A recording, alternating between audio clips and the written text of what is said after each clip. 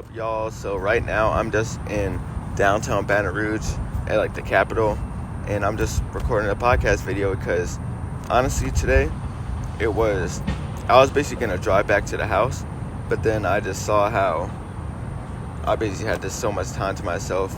It's a Friday afternoon, so I'm just by myself, so why not just explore, especially since there was traffic on the interstate. So I just basically took a detour and then just got to the city, and I was like, hey, that would be a nice spot to just sit out to talk to God and just to spend time with him. But this is basically like an extension of just my time with God, because it's like, yeah, y'all are watching this video, but at the end of the day, it's basically just me and God right now, just basically having a conversation, to be honest. But something I just wanted to talk about was the idea of questioning God, because I know how we all, in human nature, we tend to question God, question God's abilities, question whether God is sovereign in certain things, and it can just be a lot to think about. It can be a lot to just act out on, but I just wanted to direct this scripture in Job 38. I actually went over this last week, but why not go over it again? So let me just scoot this a little bit more. But in Job 38, it talks about how basically Job is questioning God, or basically, God put Job through the ringer, and he was just putting him through all this stuff, and then Job was feeling pretty miserable about it. And then this is God's response to him, and it says, the Lord answered Jacob out of the whirlwind and said, who is this that darkens counsel by words without knowledge? And just that scripture alone just shows how it basically just talks about how Job was literally questioning God, but God literally responds with who is questioning me without knowledge? Basically think of it like that. Is how, and even throughout this whole thing, it's that God basically tells Job a small amount of what he does on a regular basis, and just elaborates on that. But even through that, it just shows us how, why are we questioning God without the knowledge of God? Because we have to remember that God is sovereign in all areas he's sovereign through all areas. So whether it is in my life, for example, is that I'm in sports, I'm in media, I do photography, videography for Southern Sports and things like that. But God is sovereign because he has a whole plan for me, a whole plan for a whole plan for my life. And then even in my life, he has a whole plan for everyone else. But I'm just going to speak on my life, for example, is how with God is, even when coming to Southern, is that was basically all God, because basically I was in a period of time where I was basically trying to figure out what I was going to do outside of running, because I was basically getting scholarships. Matter of fact, scratch that. I was basically getting they're basically between colleges that there's three divisions, Division 3, Division 2, and Division 1. And Division 3 gives athletic and academic scholarships. Division 2 and Division 1 gives... let me scratch that. Division 3 only gives academic scholarships, and then Division 2 and Division 1 gives academic and athletic scholarships. So I was basically getting a lot of offers not a lot of offers, but basically a lot of interest from Division 3 schools, which were only giving me academic scholarships. And I basically had a really good GPA, so I'm I can get into Division 3 school, I can always do that. But then the thing about those schools is that they cost a lot, because they were majority of them were private schools, so they basically cost a lot. The number of students, they weren't really that big. They were probably 1,000 people school universities, stuff like that. But that was something that I wasn't really interested in, because I knew that if I was gonna go to basically there was a Division 3 school in my area, and I was basically saying that if I was gonna go to Division 3 to run, then I would go there. So basically I'm just trying to figure out, I'm sorry that I keep on swiping my leg, because these ants are out here trying to bite my legs and stuff like that. But anyway, is that basically in that situation is that I was basically getting only academic scholarships, and I was like, I know that I'm good enough to get an athletic scholarship, because based on athletic scholarships you have to hit like a certain mark, a certain time, especially in cross country and track. And yeah, you just had to hit a certain time, and I was basically felt like I was good enough to be getting into these like bigger schools, but they just weren't seeing me. So then I basically like prayed to God to like say like, if I wasn't to ever run again, because this basically made me think about just like life, think about running, and basically think about how like running isn't truly everything. Because if, let's say hypothetically, I was to get like injured in that at that time to never run again, what would I do? Because I know with a lot of athletes, they tend to basically have that time is basically without their sport, they basically feel like they're like useless. So like they feel like they don't have any value. They feel like they don't have any value outside of their sport. And that's something that I would say that's a separate topic, but that's just something that we should honestly not have, because we all should find value in God. But at the time, my relationship with God wasn't like that strong, but I was still praying. So just take the heart. So basically with that is that I was praying to God about how, like I said, if I wasn't to run ever again, what would I do? So I asked God to give me something outside of running, to basically give me something of value, or to just do that. And then after that, I ended up getting like a present from my mom, like a new phone. And then obviously I was like so happy about that. And then I found out that, like, matter of fact, it was for my mom and dad. So, but the thing about it was that we found out that it was like an amazing camera, because I'm a triplet. So then my brothers and I, we found out it was an amazing camera. So I was like, why don't we just start a YouTube channel or something like that? So I started YouTube my senior year, the spring of my senior year. So I was doing that for some time, and then I would go to like our track meets. I would do my YouTube videos with that, and then I got to the point where I asked my dad so I can like grab his camera so I can take photos at meets. And then I was still making like hype videos. I was doing photos here and there. And then before I know it is that I found out that, hey, this is actually pretty cool to make YouTube videos, to make content, do videography. And then photography was cool. It's just that wasn't really what I liked at first, but I was like, I saw that everyone else liked photos of themselves, so I'm like, why not? But I basically, more of the story, I basically got into this without knowing that like God literally gave me the ability to do this, because I didn't have any plans to, at that time, my senior year, I didn't have any plans to pick up a camera to make that my career, because I was basically focused on nursing. And that's what I truly wanted to do at first. But I was like focused on that. But as I've just allowed myself to just live out life, that's what God basically allowed me to have like the gift to do. So that was just something that honestly just shows how like God really has like a plan for all of us. And even in that moment, he had a plan for me to not do nursing, but to do mass communications, where I can record videos like this, to do videos for other people, just provide people joy to do that.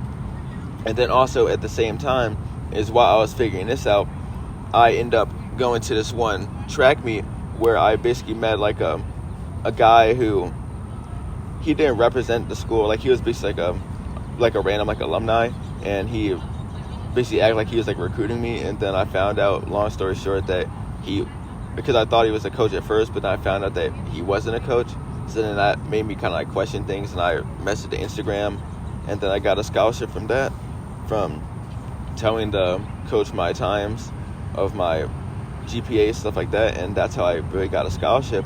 And that just really shows how God really has a plan for things, that God has a knowledge of everything. Because if I trusted my own knowledge, I'd be like, I'm just gonna try to force my way to run this time, force my way to run this, and then I could get hurt, I could not, but I wouldn't know. But the thing is that by just me taking it at the time just allowing God to just take it and to just live life, that's where God truly was able to reveal to me like what I truly was able to do. And yeah, it turned out that I got a scholarship from that. But even outside of that is that there are many ways that God can work in your lives and then in my life as well. So that was basically one of the examples of how I basically got into that. But going back to like questioning God is that, like I said, if I questioned God at the time, that would just basically waste a lot of time.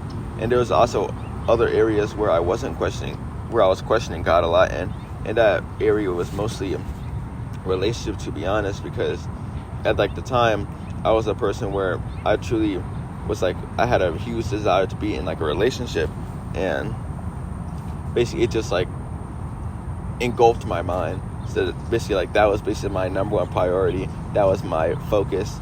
That was basically my idol at the time. And I would say over some time I've like slowly like died down, especially over the past year, is that I've truly been trying to put my hope in God, so that I don't really, not that like the desire goes away, but just that I have a focus on God's timing and God's knowledge, like I said. But yeah, that was basically one of my biggest problems, and that basically didn't bring me a lot of peace, because I was basically focused and anxious about, is this girl my wife? Is this girl my wife? Is this girl my girlfriend? Does she like me? Does she not like me? All this different things like that. And it can just be really stressful. Like there was even a time where I literally stressed myself out to the point where I was like crying over a situation that didn't even happen. Like it was basically my mind running, and I basically cried over the thought of it happening, but it didn't even happen. And that was just something that was like crazy to me, because it's like, why am I showing so much emotion, so much hurt for something that was hypothetical? And just things like that is what just over time just made me realize what I was really doing, and through like some people, and obviously through God putting people in my life and things like that, I've been able to over time slowly like put my faith in God and not like women to basically make me happy. And that was one of the biggest growths I had over this period of time. But like going back to that is that the reason I was not at peace was because I was putting my hope in this. I was putting my knowledge before God's knowledge, because listening to God's way, it would have been like, you don't need to focus on this, because I have certain things I want you to do before you even have this person, or if I give you this person, that I want you to do certain things before that, so that you can be better prepared to lead this person. And I still don't, but yeah, that's basically what God's knowledge is, or God's plan is. Because the best way I think about it is that, have y'all ever like had like played like the Sims game, where you basically have like people in like, yeah, you basically have like people in like houses, people just like walking the streets, and then you're basically like a person that like watches over everything. I basically imagine like the Sims is like us, and then like God is like the person like playing the game. Obviously it's not a game, but just with the scenario is that when you do that, you could basically have a plan for like, let's say this Sim that you want him to be in this career. So then you try to work him towards that career. You try to work him towards that person. You try to make him a status or the idea that you want him to be. And that's basically what I think about God, is that God has, Jeremiah 29:11 lets us know that God has a plan for us to prosper us and not to harm us. So that basically, like I said, lets us know that God truly has a plan for us. But sometimes we get in the way of that. So, like, basically going back to that analogy, is that imagine if those Sim characters, you were saying how I want this Sim character to be this, and then imagine the Sim characters hypothetically was like, no, I'm not going to listen to you, I'm going to listen to myself. I'm listening to my own feelings. I'm listening to my desires, that you know nothing, I know everything. How would that look? Like, how stupid would that sim character look by basically questioning you as like as the person playing the game?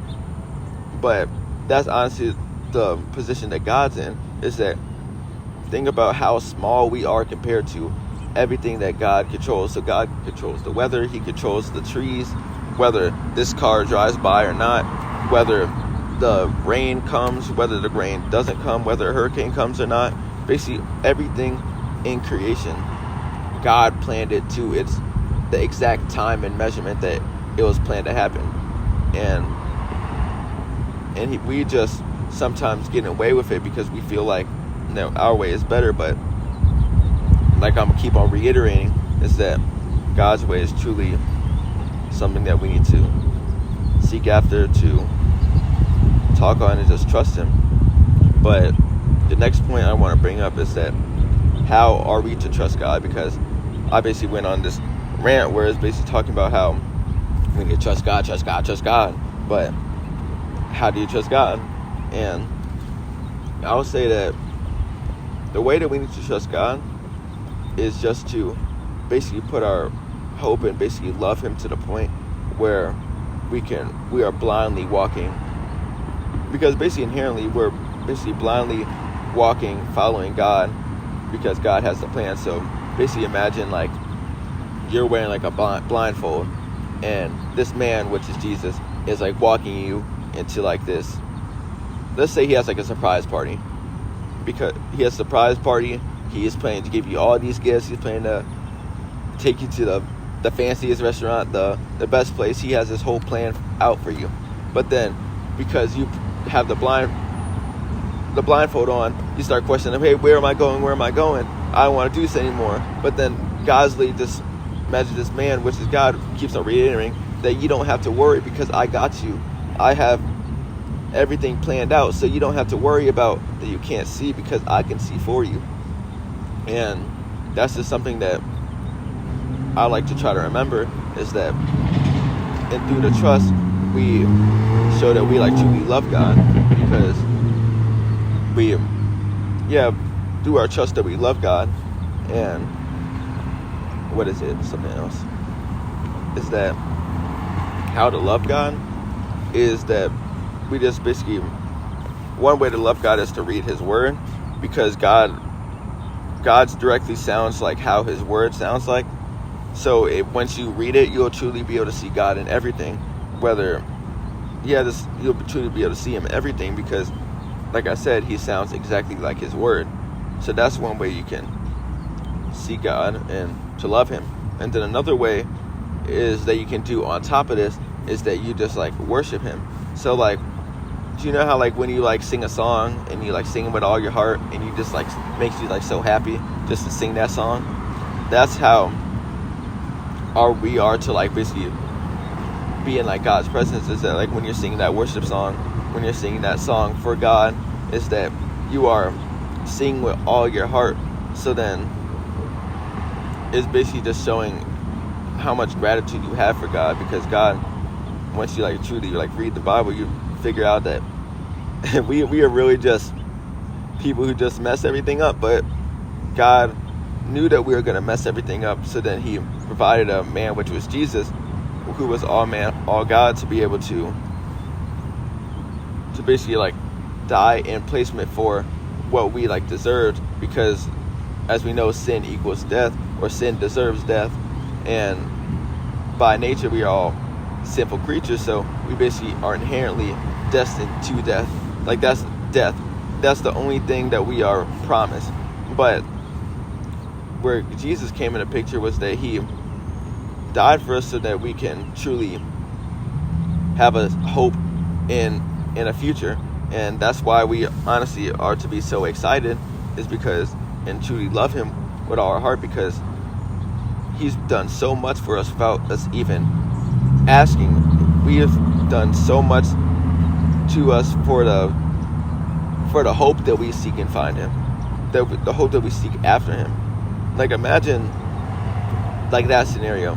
You have this man. Basically think of it as like the military.